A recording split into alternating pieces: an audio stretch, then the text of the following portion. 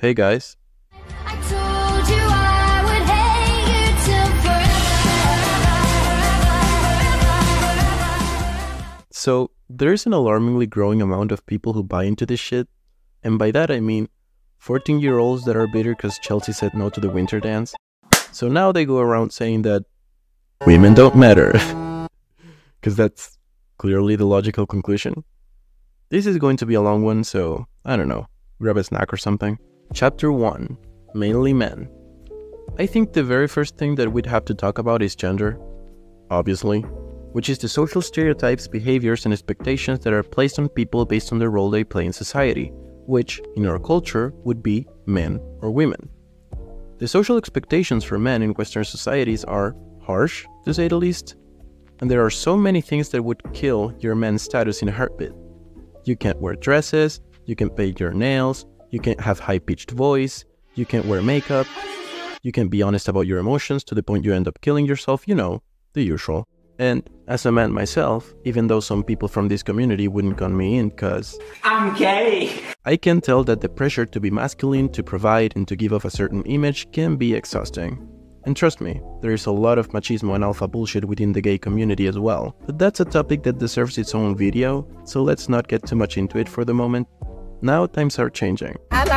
Today men are able to wear whatever they want and behave however they want. But there is a group of men and women that are not having any of it for some reason. They claim that manly men are necessary for society and describe manhood as some sort of hierarchical order in which alphas are at the top and betas at the bottom. Oh, and apparently there are also sigmas, which are like alphas with social anxiety. They just love the Greek alphabet, okay? All men can fit into any of these categories depending on the way they behave and are perceived by others.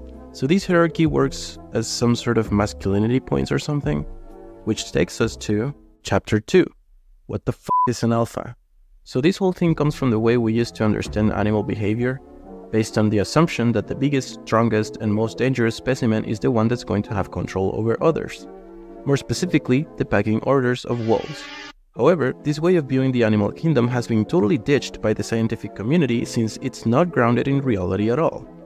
First of all, in order to find this type of behavior in the animal kingdom, we'd have to look specifically for patriarchal, social, sexually dimorphic species, which are the ones that present clear differences between male and female specimens.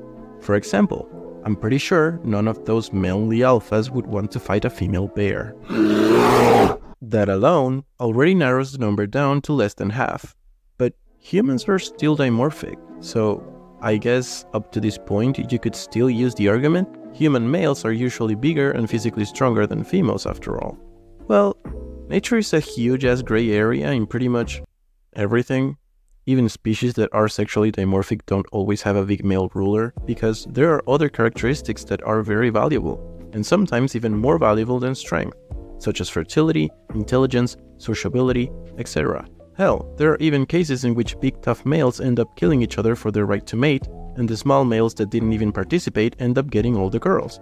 That, my friend, is what I call rulerverse. The bare concept of ruler is flawed in nature, because the majority of species on Earth don't have rulers, they just coexist. But even those who do have big male representatives, such as lions, which are another species that these dudes love for some reason, they aren't really rulers. Actually, lions are considered a matriarchal species. Pretty sure most of the alphas didn't know that. Females hunt, take care of the young, fight off intruders, and protect the territory. A pride of organized females can thrive by itself. A male alone dies within days.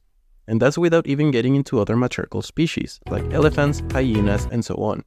So yeah, nature is not black and white. Actually, it's quite the complete opposite of that. In conclusion, being big and tough is not the same as success in nature. And going back to the wolves, they don't have male alpha leaders. They have a family that leads the pack, which includes a female and her possible daughters. Pretty sure alphas wouldn't like that either. Oh yeah, I don't think women should vote. Oh shoot, sorry. So now that we are clear that them comparing themselves to nature is pretty dumb, let's go back to humans. Judging from what I've seen and heard, Alphas are physically attractive males that have positions of power. They are stoic, which is short for I don't deal with my emotions. They are assertive, confident, strong, and in control of their environment, which is great, right? Like, these are all positive things to be. Except for the whole don't deal with your emotions bit, obviously. Which is also dumb, because anger is an emotion. You just got owned by a gay-ass beta. Okay, I'm gonna stop now. So why a philosophy that apparently promotes good stuff has become such a toxic thing? Chapter 3. Be a man, or else.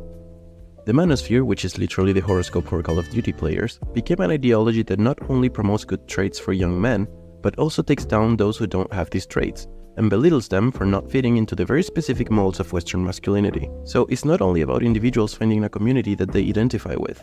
If that was the case, I wouldn't be making this video since I'm not against masculinity. It's a group that attacks others based on their own standards, even if they don't want anything to do with them. You're gay, you're worth less. You're emotional, you're worth less. You're fat, you're worth less. You're a woman, you're worth less. And the list goes on and on and on. That's why nobody likes you.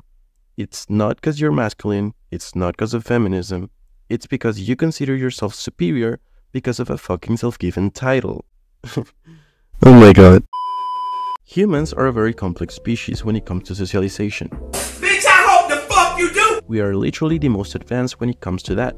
We can send and receive complex messages, like this video for example. So the bare idea that because you have money, you look a certain way, or you have a lot of sexual partners, people are automatically going to follow you or respect you is pretty delusional. Respect is something that you earn, and controlling others is not the way to get it. That's why this whole alpha thing doesn't really work in reality. Sure, people might fear you if you're big and strong, which is not the same as respect.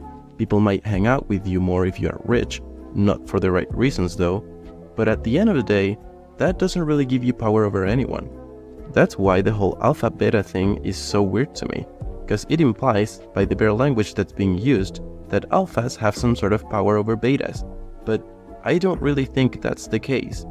It's been scientifically proven that women are more likely to have long-term relationships with men who present certain feminine traits, and social groups are healthier when there aren't weird power dynamics involved. So no one is better or worse. People are just different. I know, shocking. I understand that there are people with a natural ability for leadership and social interaction, and these people might be prompt to take an active role in their social groups, meaning people agree to their plans, people invite them to parties, people like to spend time with them in general, and that's a great thing.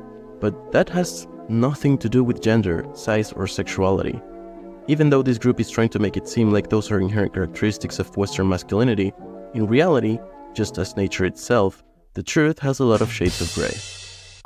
Hey, this is me editing. So, remember how I said that this was going to be a long video? I was lying. I've already made longer videos, and they don't seem to do that well for some reason. So, I'm just taking notes, seeing what works, what doesn't, and I'm new to this whole YouTube thing, so I'm just mimicking the things that apparently make you like the videos more. I divided this one in 2 parts, this being the first one of course, so if you're looking forward to watch the second one, stay tuned. Also, let me know if you like this format, cause I can go back to making longer videos. I'm just testing. Anyways, like the video if you agree, dislike if you didn't, and be kind in the comment section. Bye.